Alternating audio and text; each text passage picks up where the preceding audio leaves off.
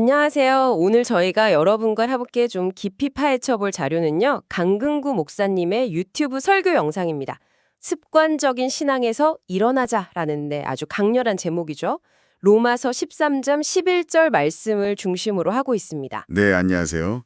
이번 시간에는 이 설교가 말하는 습관적인 신앙, 이게 과연 무엇인지, 그리고 어떻게 하면 좀 더 생생하게 깨어있는 믿음으로 나아갈 수 있을지 그 핵심 메시지를 같이 한번 살펴보려고 합니다. 습관적인 신앙이라는 말 자체가 참 여러 생각을 하게 만들죠. 그렇죠. 네, 맞아요. 뭔가 익숙하고 편안한 건데 신앙에 있어서는 그게 좀 위험할 수도 있다는 거잖아요. 네, 바로 그 지점에서 설교가 시작되더라고요. 익숙함, 이게 신앙을 무너뜨릴 수 있다. 사람들은 보통 익숙한 길, 익숙한 사람, 익숙한 환경에서 안정감을 느끼는데 신앙마저 그냥 익숙해져 버리면 생명력을 잃기 시작한다는 거죠. 아, 그 처음 사랑 이야기 하시는군요. 설교에서도 그때 그 감격, 열정 이런 걸 떠올려 보라고 하잖아요. 네, 찬양 들으면 그냥 눈물이 막 쏟아지고 기도하면 가슴이 뜨거워지고 예배 시간이 막 기다려지고 그런 거예요. 설교자분 표현대로 눈물만 흘리니까 막 콧물도 쏟아지고 막 난리 났었죠 했던 그 기억들. 네, 맞아요. 그런 뜨거움이 있었는데 근데 이제 시간이 지나면 그 감격은 좀 무뎌지고 예배는 그냥 형식이 되고 기도는 뭐 습관이 되고 봉사는 의무감으로만 남게 될 수 있다. 이런 점을 경고하는 거죠.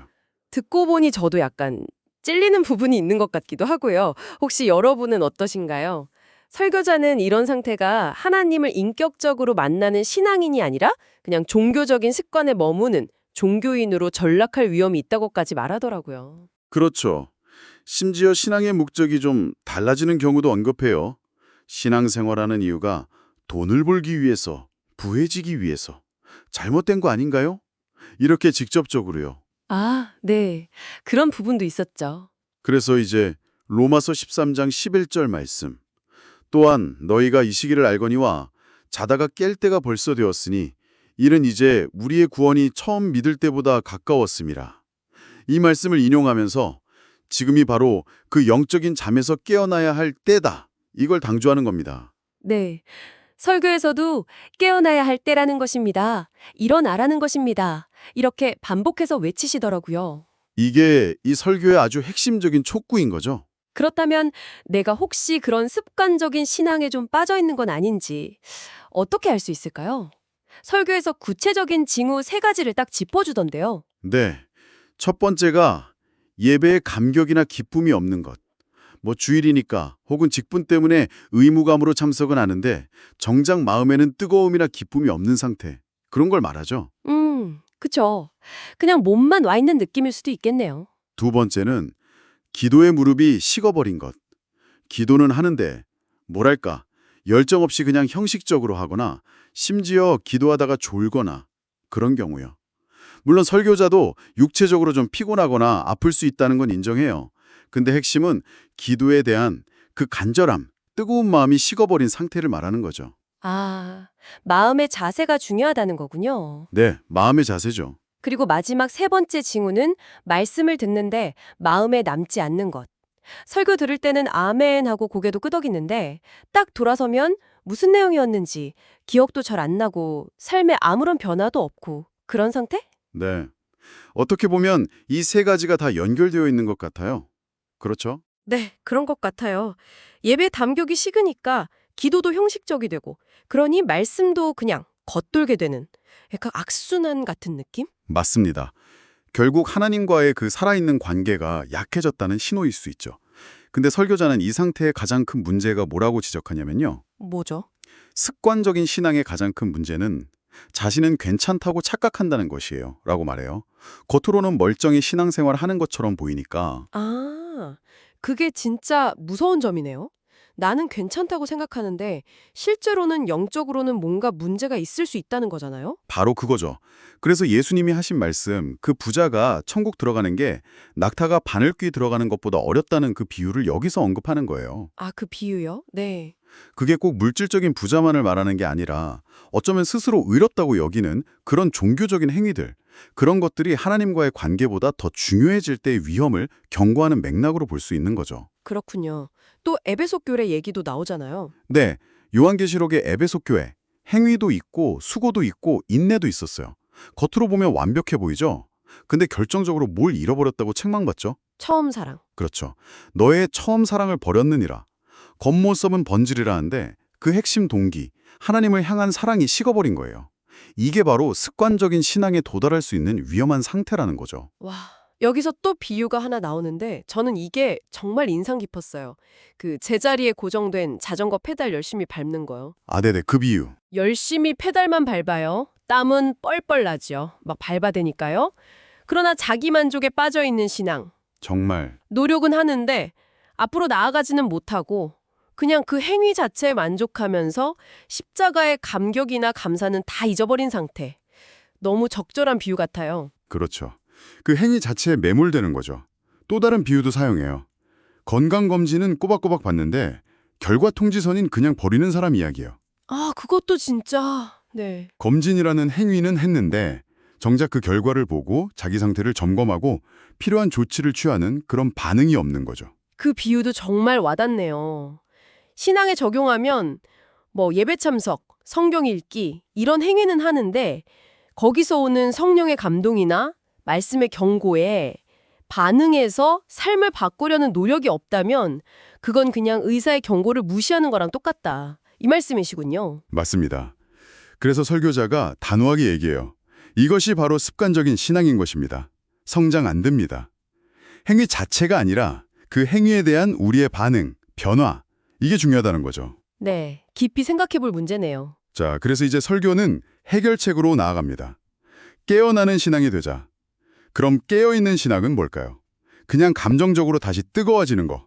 그걸로 충분할까요? 설교는 그 이상을 말하는 것 같아요. 깨어있는 신앙은 감정이 아니에요. 실전이고 실천이고 준비인 줄 믿습니다. 이렇게 강조하거든요. 네, 바로 준비라는 단어. 감정 회복도 물론 중요하지만 그게 실제적인 행동, 그리고 준비로 이어져야 한다는 거죠. 네, 그 준비를 설명하기 위해서 아주 중요한 비유를 들죠. 마태복음 25장. 아, 열처녀 비유요? 열처녀 비유. 다들 잘 아는 비유지만 설교자는 이걸 오늘 우리 신앙에 맞춰서 좀 더 구체적으로 풀어줘요. 혼인잔치는 천국, 신랑은 예수님, 열처녀는 교회 성도들. 뭐 이건 일반적인 해석인데요. 근데 등불이랑 기름 설명이 좀 흥미로웠어요.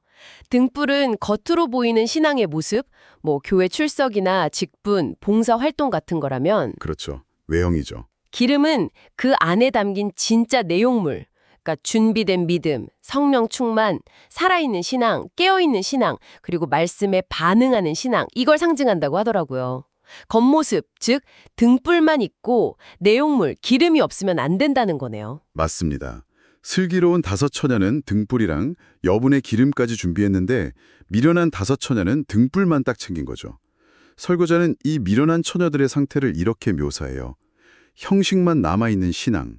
이렇게 해도 되겠지. 이 정도는 되겠지.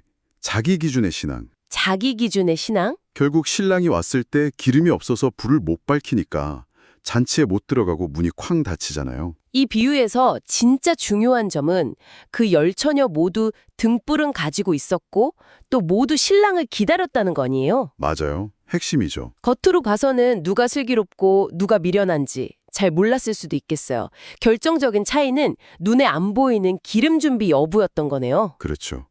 그러니까 깨어있다는 건 그냥 잠 안 자고 버티는 게 아니라 능동적으로 기름, 즉 하나님과의 살아있는 관계, 말씀에 대한 순종, 이런 것들을 계속해서 준비하는 삶, 이걸 의미하는 거죠. 심지어 설교에서는 우리가 이 땅에서 주님과 동행하는 삶 자체가 천국 잔치를 위한 예행 연습이라고까지 표현하던데요. 연습 기간을 얼마나 진실되게 보내느냐가 결국 중요하다는 의미로 들려요. 아, 예행 연습.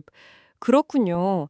평소에 이렇게 준비가 안 되어 있으면 위기가 닥쳤을 때 정말 속수무책일 수 있다는 걸 보여주는 이야기도 나오잖아요. 그 청년 이야기요? 네, 신앙생활이 좀 부담스럽고 그랬는데 그래도 예배는 꼬박꼬박 나가니까 괜찮겠지. 이렇게 생각했던 청년. 네. 근데 갑자기 인생에 큰 어려움이 닥치니까 막상 기도를 하려고 해도 기도가 안 나오고 성경 말씀은 너무 낯설고 그랬다는 거죠.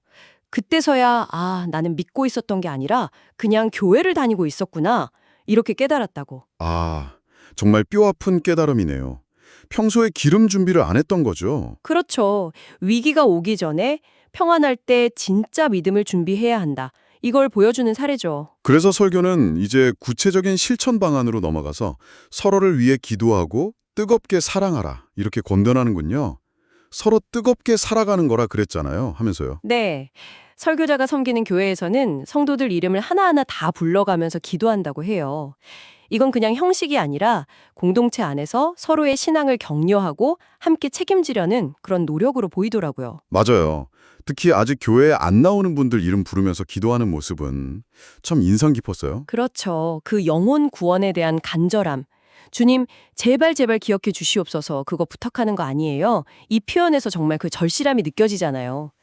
내 신앙만 챙기는 게 아니라 공동체 전체가 같이 깨어서 준비하려는 그런 모습이죠. 자, 이제 설교는 마지막으로 우리 각자에게 다시 질문을 던지는 것 같습니다. 나는 그냥 교회에 출석만 하는 사람인가? 아니면 정말로 믿는 사람인가? 네, 슬기로운 처녀처럼 매일 기도와 말씀으로 내 영혼의 기름을 잘 채우고 있는가? 오늘이 마지막 날인 것처럼 감사하면서 살고 있는가? 이런 질문들이죠. 그리고 다시 한번 시간이 별로 없다는 걸 강조하죠. 로마서 13장 11절 말씀. 우리의 구원이 처음 믿을 때보다 가까웠습니다. 네, 영적인 준비를 더는 미룰 수 없다는 거예요. 오늘 저녁 주님이 도적같이 오면 나는 어떤 생활을 할 수 있을까? 그러니 기쁨과 감사함으로 매일같이 살라는 거예요. 이게 막 부담 주려는 게 아니라 오히려 하루하루를 더 의미 있게 깨어서 살아가도록 격려하는 메시지 같아요. 네, 오늘 이 설교를 쭉 같이 따라가 보니까요. 핵심은 아주 명확한 것 같습니다. 혹시 내 신앙이 나도 모르게 그냥 매너리즘에 빠져서 껍데기만 남은 건 아닌지 이걸 정직하게 돌아보고 그 상태에서 벗어나서 처음 하나님 만났을 때 그 뜨거움, 그 감격을 다시 회복하자. 네, 그렇죠. 처음 사랑을 회복하는 것. 그리고 더 나아가서 언제든지 주님 맞이할 준비가 된, 그러니까 기름을 준비한 그런 깨어있는 신앙인으로 살아가자. 이런 강력한 요청인 것 같아요. 맞습니다. 이 설교는 단순히 이렇게 저렇게 해야 한다, 목록을 주는 게 아니라 듣는 사람이 자기 내면을 깊이 들여다보게 만드는 힘이 있는 것 같아요. 어쩌면 나는 괜찮아 하고 스스로 좀 안심시켰던 부분들 있잖아요. 그런 것들을 말씀 앞에서 다시 한번 점검해 보라는 그런 초대장 같다고 할까요? 아, 초대장. 좋은 표현이네요. 네, 이게 뭐 죄책감 주려는 게 아니라 오히려 잠자고 있던 신앙에 다시 활력을 불어넣고 어떤 상황에서도 살아 움직이는 믿음으로 나아가도록 격려하는 그런 메시지인 거죠. 설교 내내 처음 사랑, 그리고 기름 준비, 이게 계속 강조됐는데요. 어쩌면 이 두 가지가 좀 연결되어 있는 건 아닐까 싶기도 해요. 처음 사랑의 그 감격이 식지 않도록 계속해서 하나님과 관계 맺으려고 애쓰는 것. 그게 곧 기름을 준비하는 과정일 수도 있겠다. 이런 생각이 드네요. 오, 좋은 통찰이신데요? 정말 그럴 수 있겠네요. 자, 그럼 여기서 우리가 한 걸음 더 나아가서 여러분께 이런 질문을 한번 던져보면 어떨까 싶습니다. 여러분이 기억하는 신앙의 처음 사랑, 그 정말 뜨거웠던 순간의 감정, 그걸 오늘 다시 살리기 위해서 아주 작게라도 한번 시도해 볼 수 있는 건 뭐가 있을까요? 아주 작은 실천 하나. 좋네요. 혹은 여러분의 일상 속에서 기름을 준비한다는 것이 구체적으로 어떤 모습으로 나타날 수 있을지 한번 생각해 보시는 것도 의미 있을 것 같습니다. 네, 각자의 자리에서 고민해보면 좋겠네요. 오늘 저희가 준비한 이야기는 여기까지입니다. 함께 깊이 고민해 주시고 들어주셔서 감사합니다. 네, 감사합니다.